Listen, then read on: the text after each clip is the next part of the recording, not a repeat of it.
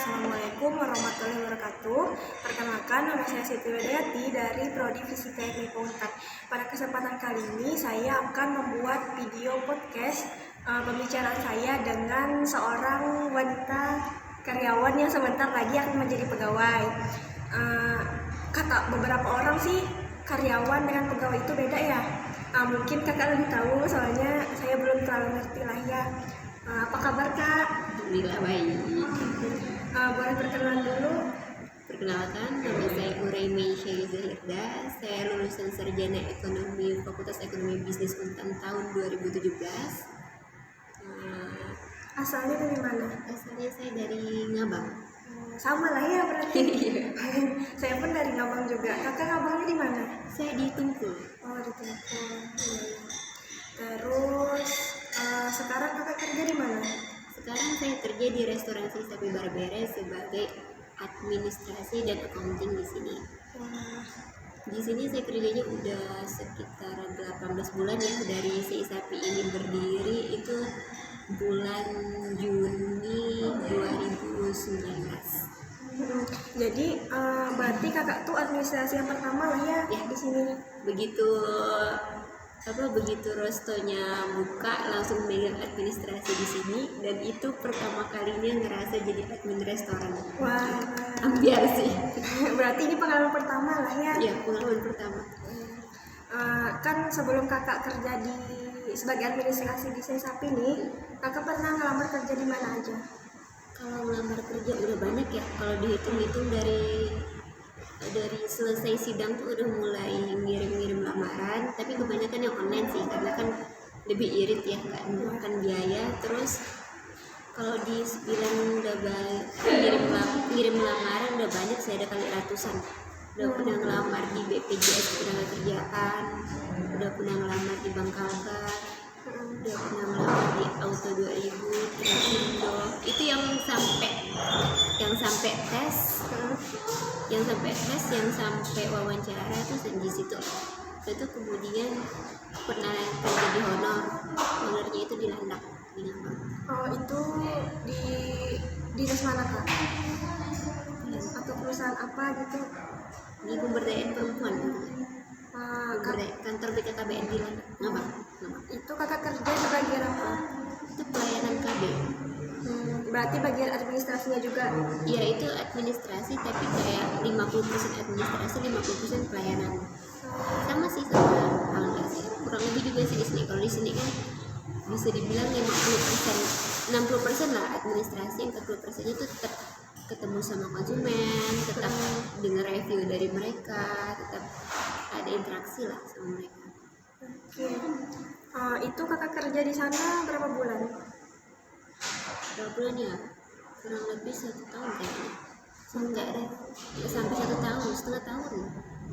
Soalnya begitu lulus kan waktu itu wisudanya Oktober, karena terkendala ijazah yang baru ada bulan Januari, baru bisa diambil Januari kalau nggak salah, Januari atau Februari gitu.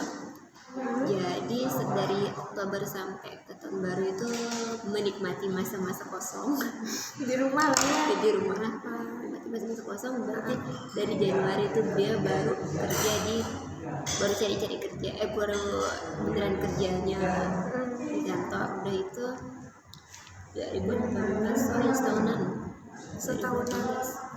Mulai keluar dari situ 2019 awal itu kerjanya di PT Paros, anak perusahaan Paros, di apa sih namanya itu, apotik itu,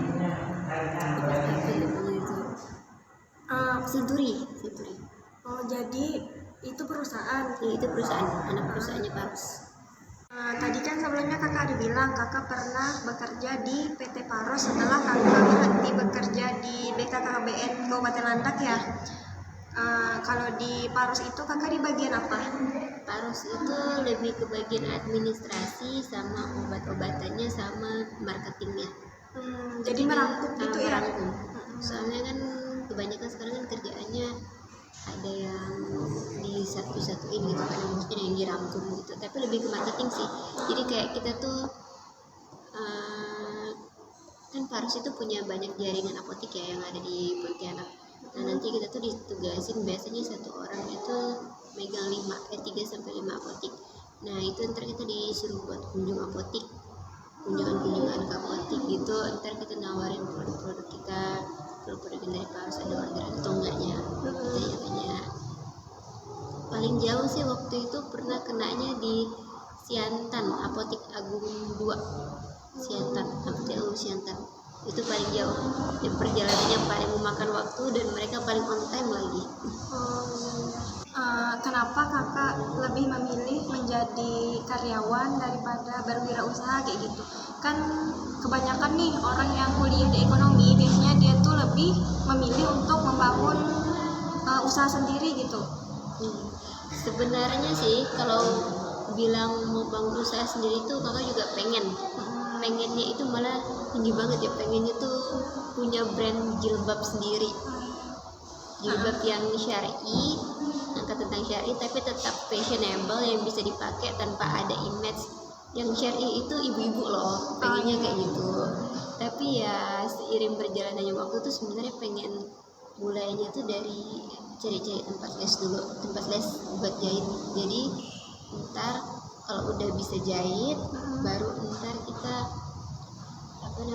bikin usahanya, mulai mengelola usahanya tentang jilbab. Tapi karena kan kakak ngerantau ya, dari Ngabang ngerantau ke Pontianak, jadi itu juga harus punya pendapatan pasti. Iya sih, harus punya pendapatan pasti untuk biayain hidup kita sendiri. Jadinya itu milih buat cari kerja tetap di kantoran juga. Malah awal-awalnya itu pas kakak sebelum keterima di sini ya, di Sapi. Nah sebelum keterima di Sapi, pas masih kerja di PT Paros kan, karena ngerasa ditugasinya jauh ya di Siantan, perjalanannya lama, jadi sambil cari-cari kerja. Waktu itu udah pernah tes di Bukopin, udah pernah tes tertulis sama tes wawancaranya, terus udah pernah tes di Mandiri juga, itu tes. Boleh dilanjutkan, tadi kan kakak pernah melamar di Mandiri gitu, itu tuh sampai tahap apa kak? Itu tuh waktu itu kakak udah pertama pas masukin lamaran di Mandiri Diponegoro tuh, udah masukin lamaran, udah itu langsung tes interview, udah wawancara itu, wawancara, langsung interview. Waktu itu pertanyaannya seputar ekonomi lah ya, seputar perbankan, seputar kasus-kasus terkini. Terus setelah itu seminggu kemudian dapat notif disuruh ikut tes tertulisnya. Waktu itu tes tertulisnya itu online, jadi bebas milih waktu asalkan dalam 1 hari itu. Jadi waktu itu hari Kamis tes tertulisnya selesai kan. Setelah itu pas hari Kamis tuh kakak tuh dapat notif dari owner Sapi, katanya disuruh datang buat interview hari Jumat jam 1. Oke kan, langsung datang ke sini hari Jumat jam 1. Itu kurang lebih setelah interview, setelah ditanya-tanya gitu, hari Minggunya alhamdulillah kakak dapat notif sama ownernya, katanya kakak diterima buat kerja sebagai admin di sini. Itu udah beres semuanya, udah masuk ke sini. Hari Selasanya dapat notif ternyata diterima di Bank Mandiri. Jadi itu kakak ngelamar langsung Mandiri dengan Sapi kan, berarti langsung diterima dua-duanya gitu ya? Banyak sih sebenarnya, ngelempar kemana-mana gitu, tapi alhamdulillah keterima di dua-duanya. Tapi karena ngerasakan waktu itu Mandiri pun ditempatkan itu di Siantan lagi ya, jauh juga, jadi mikirnya udahlah ambil sini aja dalam kota, lebih dekat, lebih aman. Setelah itulah baru resmi masuk ke sini. Waktu itu di sini masih ramai banget ya, karena kan baru masuk opening, jadi pembukuannya masih benar-benar meraba-raba. Udah belum ada admin sebelumnya juga kan, jadi belum bisa tahu contohnya tuh kayak gimana. Belum ada gambaran. Udah tuh ngomong sama owner juga, owner maunya kayak gini. Itu sih butuh waktu sekitar 2 minggu lah waktu itu untuk benar-benar nge-clear in. Kita kan pendapatannya kan banyak ya, nggak hanya cash, tapi dari edisi juga, edisi Mandiri, edisi Bank BCA, udah tuh dari Spot, dari Grab, dari berbagai macam sumber dan income tuh lah. Jadinya buat ngesinkronkan itu tuh butuh waktu 2 minggu sih gitu. Kan tadi kakak udah ngelamar nih di berbagai perusahaan dan udah ada yang keterima gitu kan, kayak Bank Mandiri, terus saya Sapi, sebelumnya juga pernah bekerja di PT Maros ya. Gimana sih kak trik agar bisa lulus gitu saat diseleksi gitu dan mendapatkan pekerjaan tersebut? Waktu itu pas kakak, triknya sebelum diseleksi yang pasti doa lah ya, doa Iya, itu udah doa. pasti. Udah itu satu hari sebelum tes gitu kan, misalkan tesnya interview, 1 hari sebelum tes itu kakak baca-baca dulu kan tentang ini tentang saya Sapi misalkan kan, tentang restoran ini pangsa pasarnya kemana sih, apa urusannya bakal kemana, kan posisinya admin. Iya. Itu job desknya apa sih, jadi coba cari-cari job desknya, terus coba belajar aja sih di interview gitu tuh, kayak ngomong sama dinding lah istilahnya, pokoknya praktek gitu lah. Ini gimana misalkan bila kamu keterima kerja di sini nih, apa yang bakal kamu lakukan dulu ternyata gitu kan, pastinya ya kita jelasin lah, nggak usah muluk-muluk sih ya, yang kira-kira masuk akal aja bakal bisa kita lakuin ya kita jelasin. Apa kelebihan kita juga nggak usah muluk-muluk kita jelasin. Udah tuh kan juga yang selalu jadi pertanyaan akhir di HRD itu, kamu mau gaji berapa? Iya. Nah, kalau kamu mau gaji berapa itu, kalau kakak sendiri sih ya lebih ke sadar diri. Kalau misalkan kamu fresh graduate, kamu belum punya pengalaman yang bisa diandalkan dalam bidang tersebut, ya jangan muluk-muluk. Waktu itu kakak ditanya, kamu minta gaji berapa? Saya selalu jawab minta gaji UMR aja. Oke. Jadi nggak terlalu muluk-muluk, yang penting istilahnya dapat kerjaan dulu lah daripada jadi pengangguran. Kita kan sarjana ya, malu juga kalau misalkan lama nggak ada pekerjaan. Iya benar. Terus apa saja sih suka duka kakak saat kakak bekerja jadi sebagai pegawai gitu? Di Sapi Karyawan maksudnya. di Sapi ya. Iya di Sapi. Suka dukanya banyak kan, sukanya sih ya. Sukanya itu pengalaman baru udah pasti. Udah tuh kakak kan sukanya ketemu sama orang-orang, senang berinteraksi. Introvert ya? Extrovert. Bisa bilang gitu lah, senang berinteraksi. Jadi kita di sini banyak kenalan, banyak ngomong-ngomong sama orang, bisa mengakrabkan diri. Udah tuh punya karyawan, apalagi yang senangnya juga pengalaman itu deket sama bos, pengetahuan baru.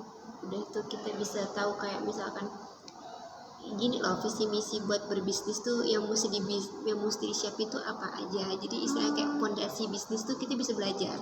Berarti ya kakak, maaf kak saya potong tadi. Kan kakak ini bekerja di kayak restoran gitu kan, jadi secara tidak langsung kakak tuh belajar juga gimana cara berbisnis. Soalnya kalau bos kakak tuh kan dia nggak cuma punya satu usahanya aja ya, jadi dia tuh punya beberapa usaha, dan kakak ngobrol-ngobrol sama dia tuh, gini loh mindset buat berbisnis tuh gini loh. Dan bos kakak juga dia ndak yang begitu bikin usaha langsung sukses pure gitu, enggak. Dia juga pernah ngerasa bangkrut yang gimana, pernah ngerasa jatuh bangun di gimana. Jadi mendengar pengalaman orang lah. Oke, minusnya karena ini kan kita karyawan kontrak lah istilahnya, ada poin-poin yang nggak bisa kita langgar dan nggak bisa kayak semau hati kita aja. Kayak misalkan kita mau izin cuti, izin keluar, itu mesti banyak yang mesti disiapkan. Selain ngomongnya jauh-jauh hari, terus nyiapin pengganti, nge-training pengganti lagi, ntar belum tentu lagi penggantinya tuh langsung bagus. Karena kakak pernah juga tuh pas kemarin tuh ditinggal 3 hari doang, sekali masuk hari Seninnya mau gila rasanya, semuanya Dinumpuk gitu ya pekerjaan. Ada bagian purchasingnya tuh kan bilang, bos ada yang nagih nih, bosnya langsung nyaut tunggu admin. Itu ada urusan lain kan, bosnya tinggal nyaut tunggu admin. Jadinya pas adminnya datang kerjaannya bertumpuk-tumpuk, mau nangis sih. Nangis sih. Berarti itu dukanya. Iya. Terus kalau misalkan ya itu kan kita juga mesti berhubungan dengan supplier ya, karena ini bagian pembiayaan dari supplier itu kadang namanya orang yang dihutangin pastinya nggak ramah. Itu juga susahnya dukanya. Nah, gimana sih pendapat orang di sekitar kakak, terutama keluarga lah ya, saat kakak menjadi karyawan? Kalau orang tua kakak sih sebenarnya mendukung ya, selalu mendukung apa yang kakak kerjakan, alhamdulillah. Jadi waktu itu kan kakak pernah begitu lulus kuliah tuh kan ada pengumuman PNS juga kan. Nah, itu pernah nyobanya di Landak. Kakak ngambil bagian apa? Waktu itu kantor direktorat, ngambil di kantor direktorat bagian manajemen, dan cuma bisa sampai SKD doang. SKD itu tahap apa itu? Tahap yang pertama. Kayak pengumpulan berkas gitu? Bukan, tahap tes yang pertama. Yang pertama kan kita ada salah ya. Yang pertama tuh sebenarnya dia pendaftaran, ngisi formulir dan kita ngirim berkas-berkas. Itu tahap pertama. Begitu selesai tahap pertama dinyatakan lulus seleksi administrasi, itu lanjut dengan tahap tes. Tahap tesnya itu yang pertama ada seleksi kompetensi dasar. Waktu zaman kakak itu, ntar deh cerita PNS-nya. Itu karena waktu itu gagal di situ, jadi orang tua tuh ya udahlah ya, kamu mau cari kerja di mana nggak apa-apa lah, yang penting halal intinya. Dan pas kesini waktu itu keluar dari Ngabang, alhamdulillah dapat kerjaan di Paros. Begitu udah agak jenuh di Paros, tapi pas cari-cari kerja, lamar kerja, alhamdulillah nyampe dapat di sini. Terus orang tua juga nggak masalah sih, yang penting halal, dan itu mudah dan nyaman buat kakak. Nggak lama setelah kan waktu kakak mau keluar dari Paros tuh kan kayak ngelamar kerja kemana aja deh, yang penting bisa dapat kerjaan lagi, jangan nganggur. Dan waktu itu juga ada daftar di bimbel, alhamdulillah keterima juga. Waktu itu sempat nge-private berapa lama, 7-8 bulan gitu lah. Jadi istilahnya kayak kerja rodi ya, pagi sampai sore itu kerja di sini, malam start dari jam 7 sampai jam 9 itu nge-private sama ngajarin ngaji. Jadi gimana tuh rasanya badan? Allahu Akbar sekali itu waktu nyobaring tuh, apalagi karena anaknya tuh kan aktif juga, tapi enak banget sih diajak kompromi gitu. Mamanya ya namanya orang kota lah ya, jadi jadwal dia minta diajarin belajarnya, minta diajarin ngajinya tuh kayak sampai 5 hari dalam seminggu. Waktu itu Minggu, Senin, Selasa, Rabu, Kamis. Berarti anaknya itu termasuk rajin, penurut juga? Anaknya nggak rajin, nggak penurut ya, dia kelas 3 SD, cowok lagi, tapi dia tuh mudah dihibur gitu, mudah dibujuk, mudah diajak komunikasi, jadi komunikasi sama dia enak.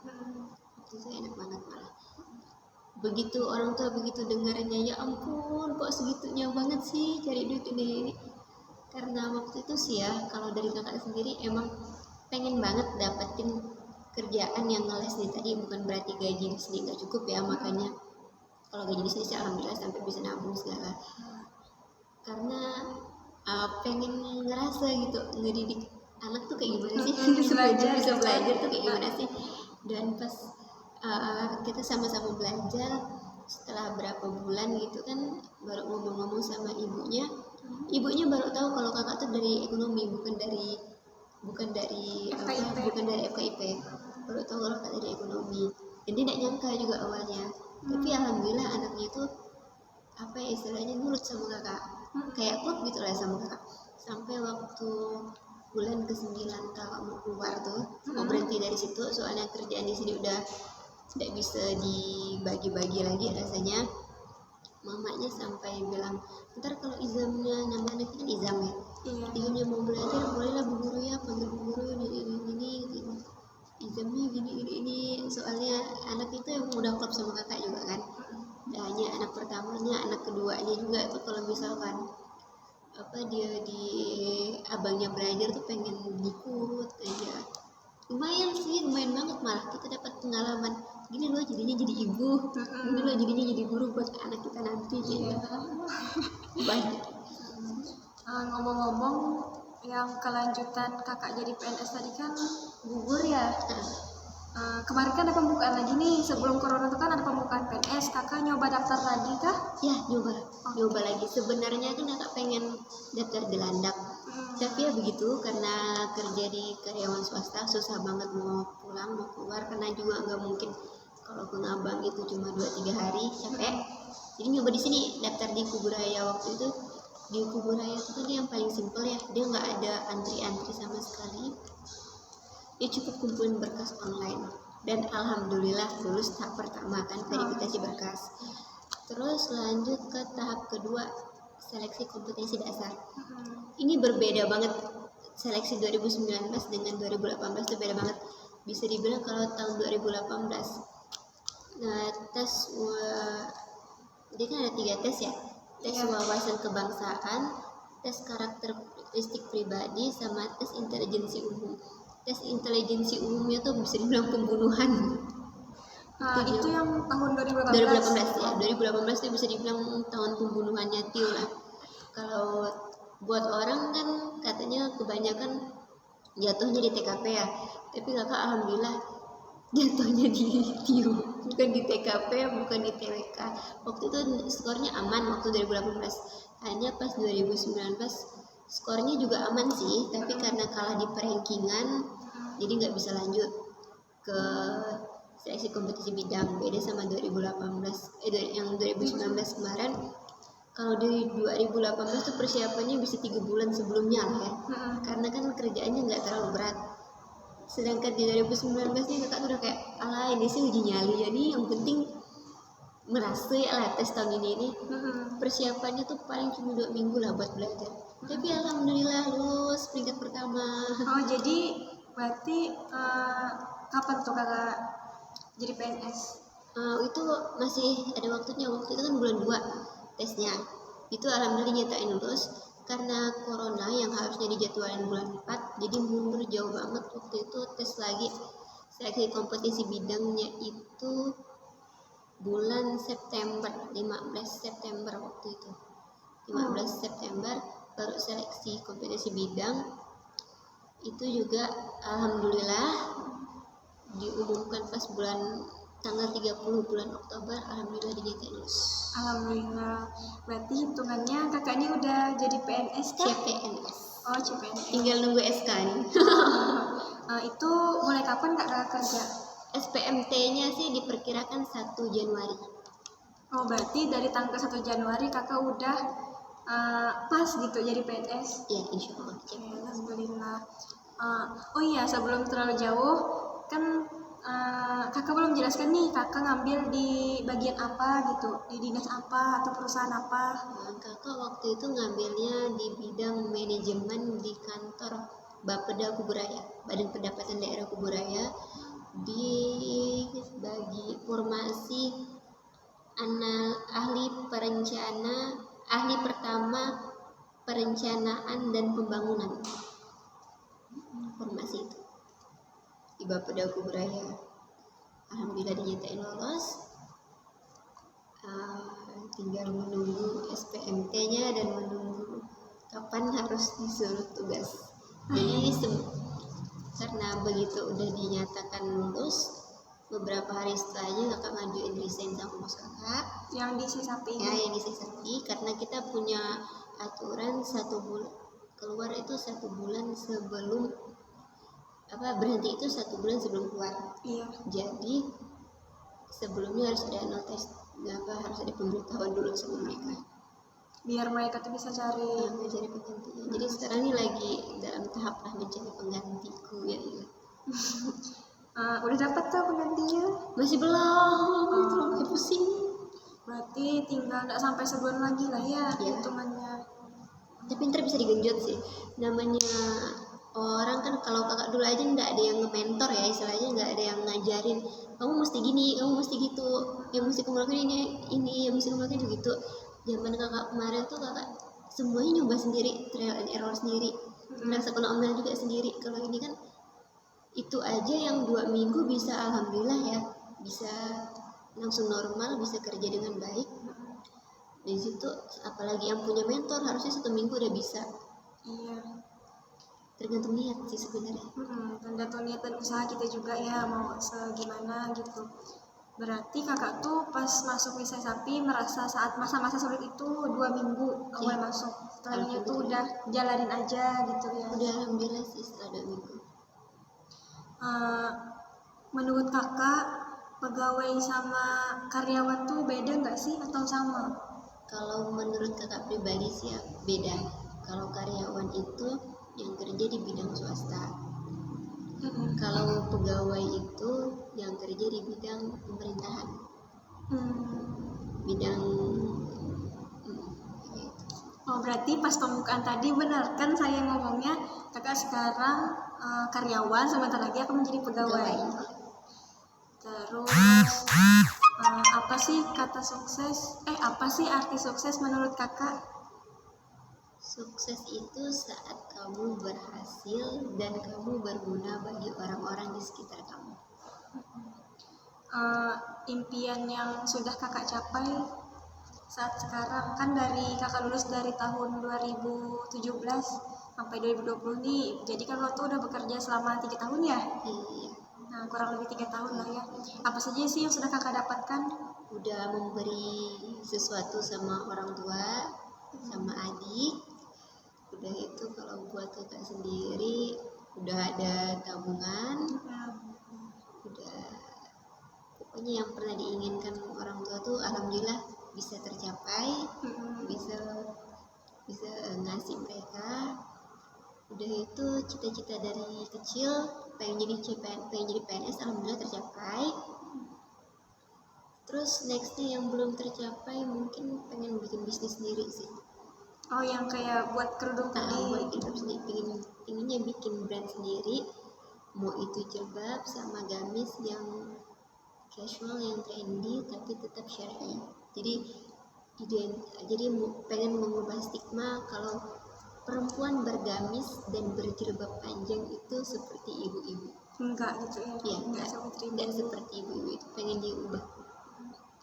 Kalau tadi kan kita sama-sama orang Landak nih, kalau di Pontianak ini kakak punya rumah sendiri kah atau kontrak? Gimana? Kakak ngekos. Oh ngekos. Di sepakat. Terakhir nih kak, motivasi kakak kepada para pendengar. Buat fresh graduate tentunya jangan gengsi mencoba mendapatkan pekerjaan. Jangan pilih-pilih pengennya kerja di kantor, pengennya punya seragam, pengennya yang gini yang gitu. Dapetin aja dulu, lamar aja dulu, kirim lamaran kalian sebanyak-banyaknya. Apalagi kalau itu pendaftarannya via online itu gratis loh. Hanya modal kuota, modal baterai laptop doang. Kirim aja semua lamarannya, ngerasa gimana sih perjuangannya jadi pencari kerja, ngerasain itu dari awal, nggak usah muluk-muluk juga tentang gaji. Kita fresh graduate, kita belum punya pengalaman kerja, nggak usah pengen tinggi-tinggi gajinya. Yang penting kamu selama belajar itu udah bisa kelihatan hasilnya. Hasilnya itu maksudnya dari segi kan udah belajar cari gelar S1 ini udah 4 tahun misalkan kan, 4 tahun atau 5 tahun udah bisa menghasilkan sendiri dari hasil belajar tadi. Berarti ilmu yang kakak dapat saat kuliah dipergunakan juga ya sampai sekarang kan? Alhamdulillah. Bisa dibilang 80% dari kan kuliahnya di manajemen ya. Dan manajemen itu dia mencangkup antara keuangan, pemasaran sama SDM, jadi bisa lah tercover dan berguna banget ilmunya buat kuliah. Ilmunya dari kuliah buat kerja maksudnya. Alhamdulillah. Nah kak, mungkin segitu aja kali ya wawancara sama kakak. Terima kasih juga sudah memberikan ilmu pada saya kan dan pada pendengar juga. Semoga ilmu yang pendengar dapat bisa bermanfaat bagi kita semua dan dapat menambah wawasan kalian. Terima kasih banyak kak. Yang dapat saya sampaikan terima kasih kepada Kak Meisha, Urai Meisha ya. yang memberikan kesempatan untuk saya mewawancari kakak, walaupun ini udah malam lah ya. Udah selesai juga kerja kan. Dan ini tuh di tempat Kamesha bekerja sekarang di Saya Sapi ya. Saya Sapi ini alamatnya di mana ya kak? Di Jalan CS Tubun nomor 18. Jadi yang belum pernah ngerasa kesini silahkan coba, ini restoran daging asap pertama di Pontianak. Mantap. Yuk sekian, terima kasih. Wassalamualaikum warahmatullahi wabarakatuh.